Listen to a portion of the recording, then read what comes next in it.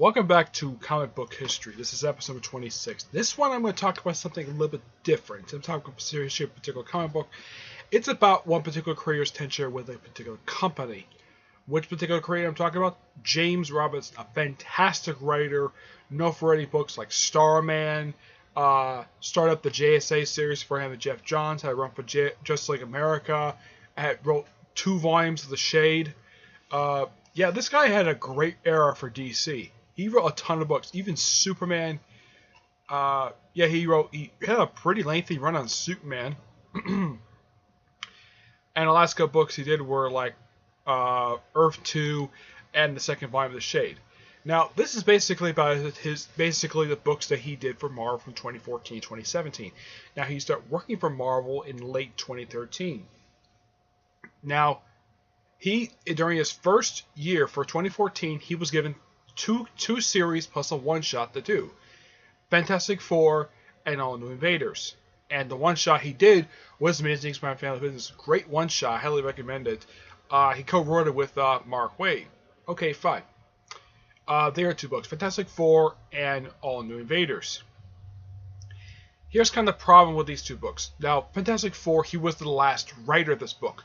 This book his run lasted for 18 issues. Out of all the books he did, this is by far the longest one he did. Because Fantastic Four was canceled the following year, and as far as I know, the series has not come back. Now, Fantastic Four for his run was that there was this villain basically solving this conspiracy, trying to basically discredit Fantastic Four, and of course a lawsuit. Basically, it's kind of like the fall of the Fantastic Four in a way, but in the end, they came back. They sort of, and they also ditched their costumes they wore during the previous line, the white and black costumes, which, excuse me, some people didn't like those costumes very much. And they ditched those costumes. Actually, they ditched the costumes they wore. No, it wasn't. Those weren't that. It's basically those particular costumes. They had come back to Earth, and they switched from wearing the white and black costume to the red costume, which Johnny, of course, basically wore right before back in the 70s. And, of course, Johnny, was having trouble with his Human Torch powers. Yeah, and, of course, he was partying. Of course, this story was a pretty good storyline. And also, during the course of this time, Fantastic Four was giving its first annual in 2 years, which Robinson himself did right. The last annual that came up, Fantastic Four, at this point in time, was back in 2012. And that annual was written not by Hickman, surprisingly. This annual was written by, let's see, who wrote this annual for Fantastic Four? This is Fantastic Four A number 33. Came out in 2012. This was written by Alan Davis. Yeah, not Jonathan Hickman, Alan Davis. Despite the fact this came out when Hickman was writing the book. Yeah, but this is something that's quite weird, though. That this book basically would produce an annual. And this annual did tie into what was going on in the book. Basically, it was how Sue got back Valerie Richards, basically, because Valerie basically had been... she had broken off her ties with her parents because, well, her father lied to her about the reason they went to space. Yeah. It was a good storyline.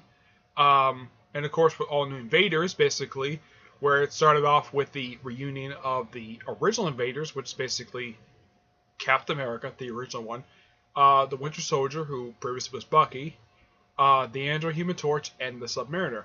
Prior to this, the Human Torch's last appearance was a year prior at the end of the first volume of Secret Avengers, which was at the time the Recommender. Then with the story involving the Kree, New Pursuer, all about this particular cosmic device. Also, this was also revealed that during the storyline of how Galactus got back to the 616 universe after the events of the storyline Hunger, not Hunger, Cataclysm. It explained basically how it got back. After the storyline wrapped up, the Invaders disbanded. Of course, they reformed a little bit later with Sam, a few grandchildren of the Young Allies. Pretty good lineup. Had a tie into Original Sin, basically Human Torch. This kind of felt like a Human Torch book because he was in all 15 issues. In the book, ended 15 issues. Excuse me. I don't know why it ended. It just did. Some theorize because of low sales. I'm like, why would you end this book? I mean, why are people buying All New Invaders? This was an awesome book. And then I think during Secret Wars he may have had, let's see, I think he did do one miniseries for Secret Wars. Let's see. Yeah, because after these two books, and of course we used Fantastic Four at that point, he Secret Wars happened. Let's see if I can find it here.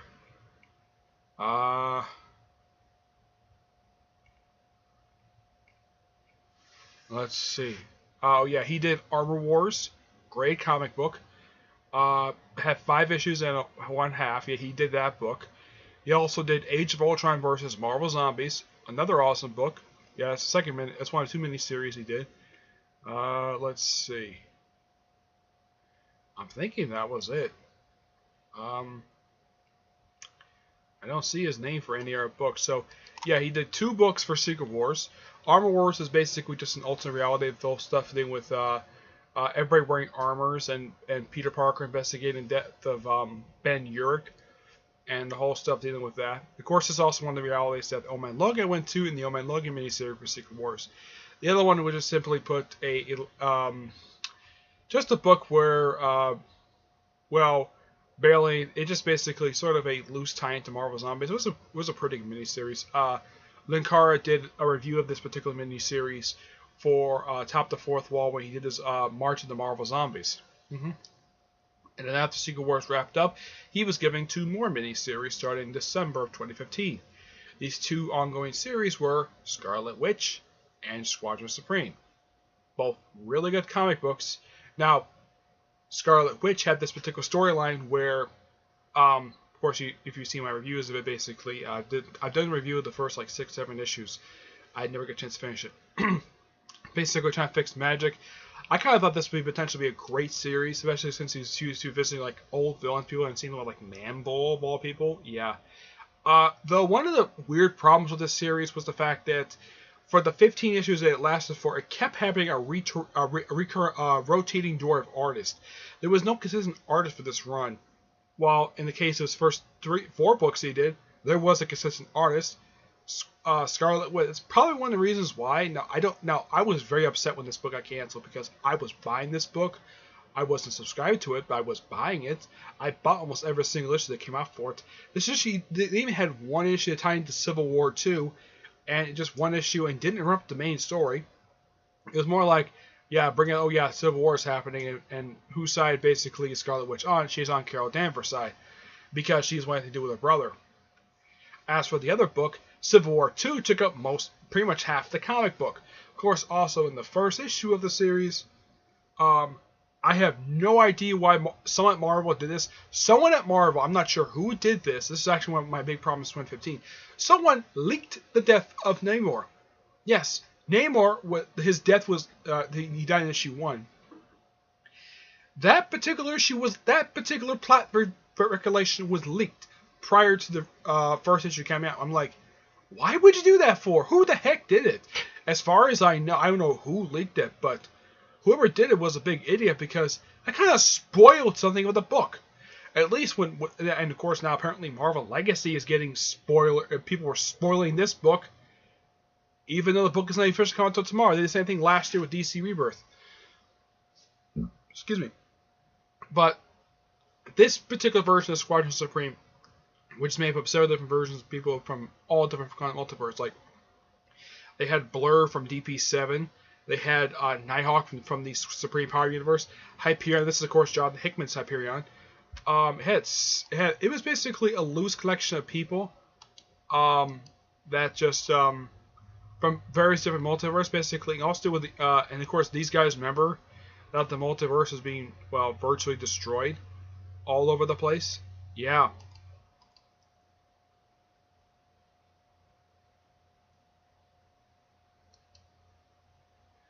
Okay, yeah, this is basically what they got.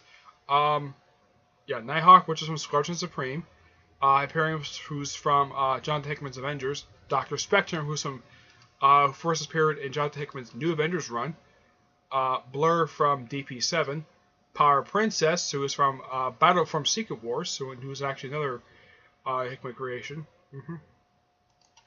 Now this series had a great premise, just protecting the other world, despite the fact the only thing they accomplished was basically just killing off Namor, though he came back toward the end of the series. They visited the Weird World, which is basically quarter of a promotion for that series, so the series got canceled in 6 issues anyways.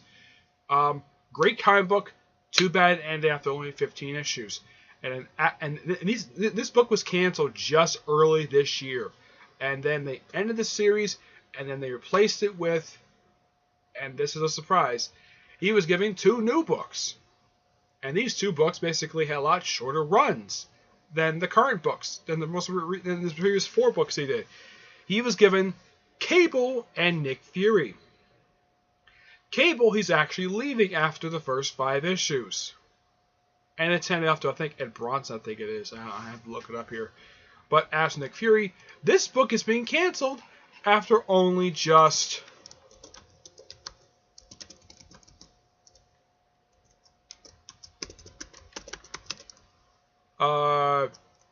after only just 6 issues. Yeah, seriously, 6 issues this series is being published for. Yeah. It's quite stupid, the fact that this series is being canceled after only just 6 issues. Yeah. The series itself, basically, the Nick Fury book was basically kind of like Nick Fury being like James Bond. And of course, they changed colors eye patch from black to white, and giving himself sort of an enemy who could become possible love interest of his. And of course, the final issue, I believe, is coming out this week. Yeah, I believe it's coming out this week. Yeah, Cable has been taken over. Yep, by Ed Bronson, the guy who currently writes Old Man Logan and Iron Fist. He's a good writer, but I'm like, okay, I thought Robinson was writing the book. Nope, he's leaving the book after 5 issues. Yeah, even though I was doing time travel stuff, but it's still a pretty good book. And currently, only 4 issues are released. 5, I think, is going to come out pretty soon. Then Ed Bronson can take over. But as for Nick Fury, this book is being canceled after only 6 issues. Now, in the case of Cable, this is probably by far the shortest run he's ever did for a book. 5 issues. Nick Fury, second series to basically sort of have his run just abruptly end. I don't know why they're ending the series for, but they are. Though some people think, I've heard one person think, oh yeah, we're giving it the Star-Lord treatment for basically where a lot of series this year that actually started this particular year get canceled after releasing 6 issues. Which I think is quite stupid for Marvel to do, but I'm not Marvel editorial. Maybe that's the reason why Robinson is going back over to DC to do Wonder Woman. At least at DC, he actually had his books actually promoted a lot. I think that's one of the reasons why his books weren't promoted very well. I mean, there are 2 reasons why I think his books weren't. In the case of Fantastic Four, there is a couple of reasons why. One was low sales. The other, of course, was to take off Fox, according to Hickman. Yeah, that's the reason why it was canceled. But in the case of the other books, I do have a theory of why the books were canceled. Why? Because Marvel never promoted these damn books at all. They just put them on the shelves and charged $3.99 per issue. Yep. And because of the $3.99 price tag, people are avoiding buying Marvel comic books. Yes. This has been a constant thing that Marvel has had a problem with. Look, Marvel, if you want to have people to buy your books, then do us a favor. Drop the price. Yeah. At least comic book stores are actually doing something about it. They're actually having discounts on the books so the books can actually sell. But in the case of its actual price tag, it's completely ridiculous. The fact that you would charge $3.99 for a book, and some of these books come out twice a month. I mean, who want to pay $8 a month for a book when at DC, when they do pretty much the same thing, and they charge $6 a comic book, not $6 per month, not $8. So, if you're wondering why your book's not selling too well, here's kind of the clue. 1, your books are hardly ever promoted at all, though some of them are. 2, the prices are just too high, people. And that's the reason why I think that Robinson is going back to DC. At least at DC, none of his books are being canceled due to not being promoted. Yeah. I mean, can you think of any book that he did at DC that wasn't marketed? No, because all of them were marketed. I mean, heck, DC collected his entire run for Starman, for crying out loud. Every single book he did for DC was collected in trade, and I'm sure the trades basically sold pretty well, including the actual individual issues themselves. But in the case of his run for books for Marvel, these are good comic books. It's just that they're not marketed properly. Yes, that is basically James Robinson's run as a whole for Marvel. Basically his 4-year run is 4 years working at Marvel, basically where his books getting canceled due to the fact that they're not selling too well and the fact they're not marketed properly. Yeah, that's the reason why that his books are being canceled like crazy. Yeah, I would have bought Squadron Supreme if I had enough money. I mean, I barely have enough money just to buy Scarlet Witch. At least I bought almost every single issue that came out for that series. I bought almost all the issues. Kind of the same thing with Howard the Duck. Great comic book, canceled. Yeah. So, that's really it. I had to do this for comic book history because, well, why not? Why not talk about something that basically, it was kind of a rant per se, but at least I talked about basically his books at Marvel. They're all really good books. And this is a guy who jumped over from DC to Marvel. And even though, yeah, he's done books for Marvel before, back in the mid-90s, but at least that some of his books that he actually did, like Cable and Fantastic Four, at least he's written these books in the past. Those Cable run was actually, his first time he did Cable was actually longer than his most recent one. I looked it up. His first run for Cable was 7 issues. This one was 5. Excuse me. Yep. So yeah, so that's it for Comic Book History issue episode 26. Next is, of course, episode 27. I don't know when I'm going to do it on, but yeah, this is just basically James Robinson's time at from Marvel from 2013 to 2017. I don't know if his contract expired. I honestly don't know. I know he's going back to DC to do Wonder Woman for 6 issues. As far as I've heard, I've not heard him on any of the books for Marvel. And I checked Marvel Legacy. His name is on any of the books at all. I would have thought James Robinson, great writer, books sell really well. From what I've heard, his books were selling terribly. I don't think it was his fault. I think it was Marvel Comics' fault for not promoting his books. That is just my opinion. You can have your own opinion about his books. I mean, I've never heard anybody say anything bad about his books that he wrote for Marvel. None of them. Yeah, that's just my thing. All his books were really good, and I only own just the Scarlet Witch stuff. I mean, I would have bought more of his stuff, but I just don't have money to do it. Though I might be getting more money because I'm going to get a job soon. Okay, but that is going to be it. Okay, so until I see you all in my next video, bye.